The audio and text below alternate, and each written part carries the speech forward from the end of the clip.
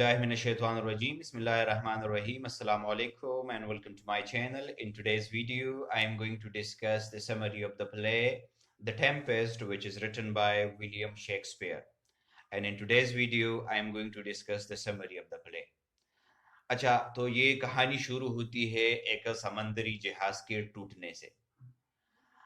एक समंदरी जहाज है जिस पर मुख्तलिफ लोग सवार हैं। उन लोगों के नाम है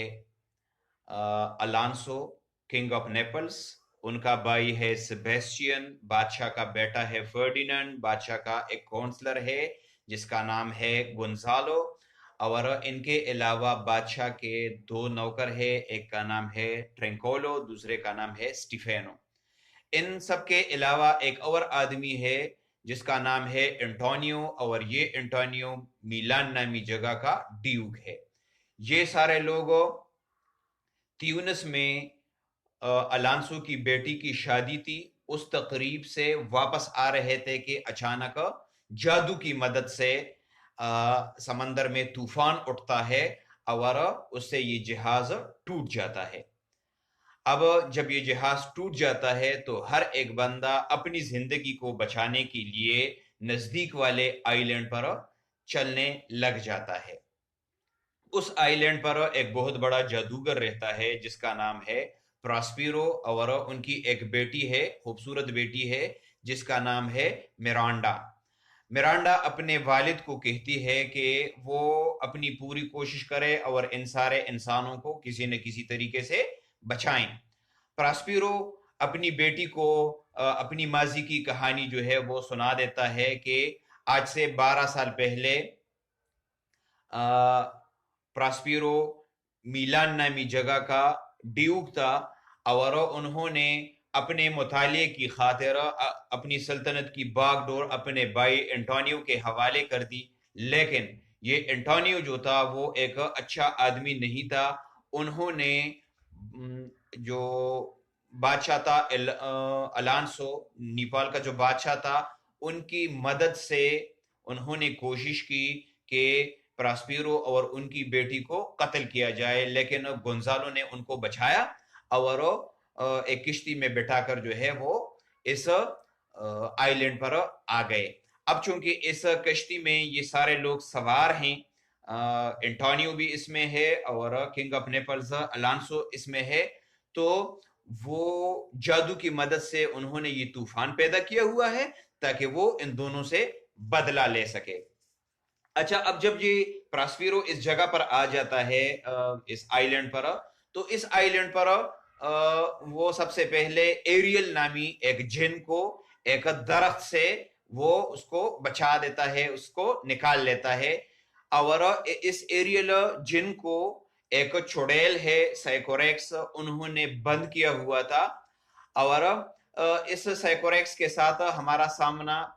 इस प्ले में नहीं होता, क्योंकि प्ले शुरू होने से पहले ही वो मर गई होती है, और उनका एक बेटा होता है जिसका नाम है कैलिबान। कैलिबान आधा इंसान होता है और आधा मछली की शक्ल का होता है, जिसको प्रॉस्पेरो बाद में अपना एक गुलाम बना लेता है। अपने सारे काम जो है वो इसी कैलिबान से करता है।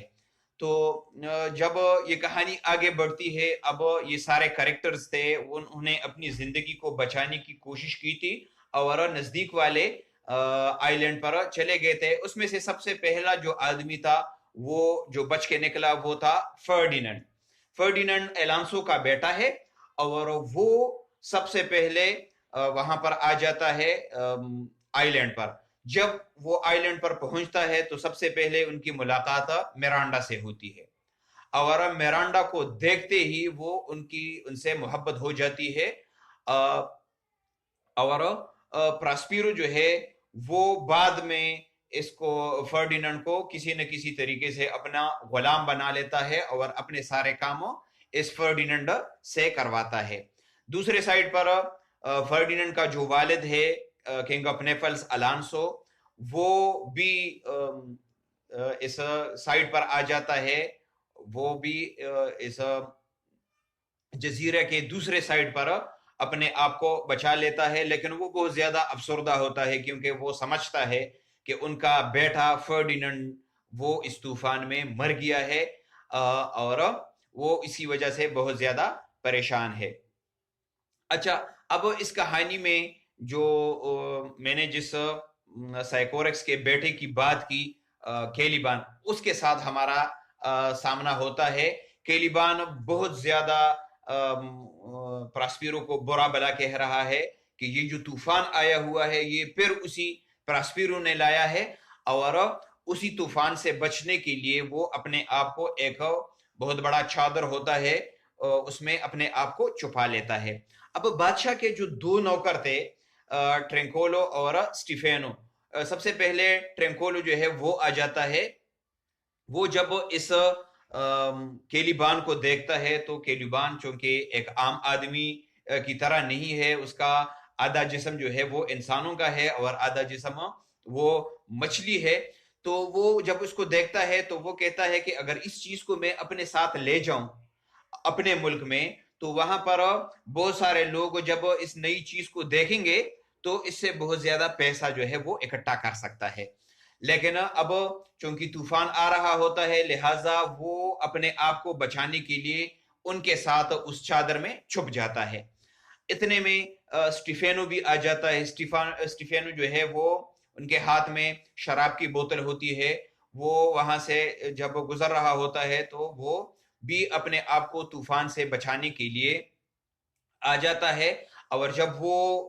اس کیلیبان کو دیکھ لیتا ہے تو وہ بھی اسی طرح سوچتا ہے جس طرح کہ ٹرینکولو نے سوچا تھا کہ اس کو اگر ہم لے جائیں تو اس سے ہم بہت زیادہ پیسہ کما سکتے ہیں۔ اب سٹیفینو کے ہاتھ میں چونکہ شراب کی بوتل ہوتی ہے تو وہ ان کو کیلیبان کو تھوڑا سا شراب پلا لیتا ہے۔ اب کیلیبان جو ہے وہ اس پر شراب جو ہے اس کا نشہ چڑھ جاتا ہے، وہ سارے ناچنے لگتے ہیں، اور کیلیبان ان کو سٹیفینو کو ایک گارڈ سمجھ لیتا ہے کہ یہ تو اوپر کی طرف سے جو ہے ایک مسیحا بن کر آئی ہے، اور وہ ان کا غلام بن جاتا ہے۔ وہ ان کو کہتا ہے کہ کسی نہ کسی طریقے سے جو ہے ہم نے اب پراسپیرو کو قتل کرنا ہے تاکہ ان کو وہ کسی نہ کسی طریقے سے ان سے جان چھڑوانا چاہتا تھا۔ پراسپیرو ان کے خیال میں ایک بہت بڑا ظالم جابر آدمی تھا، تو سٹیفینو کو جب انہوں نے دیکھا کہ انہوں نے ان کو شراب بھی پلائی تو وہ اس کو اپنا ایک آقا سمجھ لیتا ہے، اور اس کی مدد سے وہ چاہتا ہے کہ وہ پراسپیرو کو قتل کروائیں۔ تو وہ ان کو کہتا ہے کہ اگر ہم اس منصوبے میں کامیاب ہو گئے کہ جو پراسپیرو ہے ان کو اگر آپ نے قتل کر دیا تو میں بدلے میں آپ کو اس پورے علاقے کا جو ہے اس پورے جزیرے کا آپ مالک ہوں گے، اور تو اور میں آپ کی شادی پراسپیرو کی بیٹی میرانڈا سے کرواؤں گا۔ اب دوسری جگہ پر فرڈیننڈ جو ہوتا ہے وہ پراسپیرو ان سے بہت زیادہ کام کرواتا ہے، اگرچہ وہ پراسپیرو کو پسند نہیں کرتا لیکن پھر بھی اپنی محبت کی خاطر وہ ان کے سارے کام جو ہے وہ کرتا ہے ان کے، تاکہ میرانڈا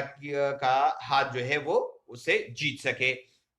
اچھا، فرڈیننڈ اور میرانڈا ایک دوسرے کے ساتھ اپنی جو محبت کی باتیں ہوتی ہے وہ بھی کروا لیتے ہیں، اور ساتھ ساتھ وہ اپنا ارادہ جو ہے وہ بھی بیان کر لیتے ہیں کہ وہ شادی کرنے والے ہیں۔ تو اب ایک سائڈ پر کیلیبان اور ٹرینکولو اور سٹیفینو بادشاہ پراسپیرو کو قتل کرنے کی منصوبہ بندی کر رہے ہیں۔ اب جب وہ یہ منصوبہ بندی کر رہے ہوتے ہیں تو یہ پراسپیرو کا جو جن ہوتا ہے جس کا نام ایریل ہے وہ وہاں پر آ گیا ہوتا ہے، اور وہ ان کی یہ ساری باتیں سن لیتا ہے، اور وہ چلا جاتا ہے پراسپیرو کے پاس اور ان کو ساری کہانی بتا دیتا ہے کہ اس طریقے سے یہ جو ٹرینکولو ہے، سٹیفینو ہے، اور خاص کر جو کیلیبان ہے وہ آپ کو کسی نہ کسی طریقے سے قتل کرنا چاہتے ہیں۔ अच्छा, अब दूसरे साइड पर एलांसो, इस तरीके से ऑड्रियन, फ्रांसिस्को और सेबेस्टियन, एंटोनियो, ये सारे भी इस जजीरे के दूसरे साइड पर अपने आप को बचा लेते हैं और इधर उधर घूम रहे होते हैं। अब इस कहानी में एक नया मोड़ आता है। वो ये सारे लोग बहुत ज्यादा थक जाते हैं और इसमें जो सेबेस्टियन है और एंटोनियो है वो एक प्लाट बना लेते हैं कि वो रात को इन अलांसो जो किंग ऑफ नेपल्स है और गोंजालो जो कि उनका काउंसलर है, उन दोनों को कत्ल करेंगे ताकि सेबेस्टियन जो है वो नेपाल्स का बादशाह बन सके। अब जब वो ये कर रहे होते हैं मंसूबाबंदी, तो उनकी बातें भी ये एरियल सुन लेता है और उसके मंसूबे को नाकाम बना देता है और उनके जब वो अपनी तलवारें उठा लेते हैं तो उससे पहले वो गोंजालो को उठा लेता है और इस तरीके से वो सारे बच जाते हैं। अच्छा, अब दूसरे साइड पर प्रास्पीरो क्या करता है, फर्डिनेंड को उन्होंने अपना गुलाम बनाया होता है, तो वो उसकी सजा जो है वो खत्म हो जाती है और वो मिरांडा का हाथ उनके हाथ में दे देता है और उनकी शादी करने के लिए उन्होंने एक बहुत बड़ी पार्टी वो कर ली अपनी जादू की मदद से और वो बहुत ज्यादा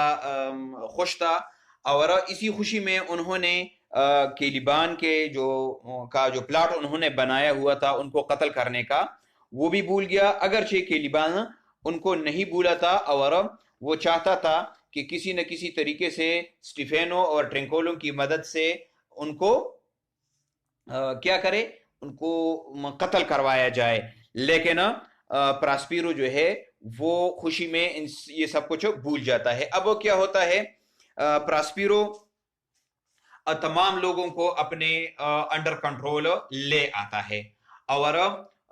ये जो एलांसो है, सेबेस्टियन है और एंटोनियो है, उनको एरियल पकड़कर ले आता है और वो इस प्रास्पीरो के फैसले के इंतजार में वहां पर बैठे होते हैं। जब प्रास्पीरो आता है तो वो उन सबको माफ कर देता है और साथ ऐलान भी कर देता है कि आज से मैं अपने इस जादू से इस्तीफा दे देता हूं। तो बाद में वो एलांसो को बता देता है, उन पर इल्जाम लगा लेता है कि आपने एंटोनियो और आपने दोनों ने मुझे अपनी ड्यूकडम से निकाला और इस पर एलांसो जो है वो बहुत ज्यादा पशेमा हो जाता है और अपने गलतियों की माफी मांग लेता है और वो उनको माफ भी कर लेता है। अच्छा, अब ये जो प्रास्पीरो है फाइनली वो उसको अपनी ड्यूकडम जो है वो भी मिल जाती है और एलांसो जब अपने बेटे को देख लेता है, एलांसो का बेटा फर्डिनेंड चूंकि वहां पर जिंदा रहता है, वहां पर जिंदा होता है, तो वो जब अपने बेटे को जिंदा देख लेता है तो बहुत ज्यादा खुश हो जाता है और वो खुशी खुशी जो है मिरांडा और फर्डिनेंड की शादी के लिए भी राजी हो जाता है। अब प्रास्पीरो क्या करता है, वो ट्रेंकोलो, स्टीफेनो और केलिबान को भी माफ कर देता है और सबको कह देता है कि आपने उनकी रिहाइशगाह पर आखिरी रात यहां पर गुजारनी है और इस रात मैं आपको अपनी और मिरांडा की सर्वाइवल और मेरे जादू की जो डिवाइसेस है उनके हवाले से मैं आपको अपनी कहानी सुनाऊंगा। जब कहानी अपने इख्तिताम पर पहुंचती है तो प्रास्पीरो अपने तमाम ऑडियंस को, तमाम सामीयीन को ये कह देता है कि आप लोगों की जो ताकत है वो प्रास्पीरो के कैरेक्टर से बहुत ज्यादा है और अब आप लोगों ने ही फैसला करना है कि आगे क्या होने वाला है। तो ये था आज का हमारा वीडियो और इस वीडियो में मैंने अपनी तरफ से पूरी कोशिश की है कि मैं आपको इसकी समरी और पूरी कहानी जो है आसान लफ्जों में समझा दूं। उम्मीद है आपको इसकी समझ आ गई होगी। Thank you for watching. Allah Hafiz.